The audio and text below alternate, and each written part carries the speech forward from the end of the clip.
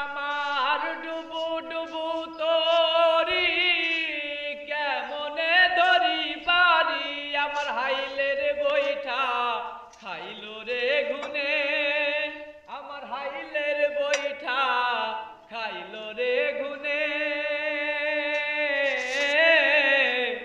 দয়াল গুরু তুমি বিহনে আজ আমার বান্ধবকে নাই নাই রে দয়াল গুরু তুমি বিহনে দেখে নদীর ঝড় আমার সবাই হইল পার ফেলিয়া গেল তুফানে।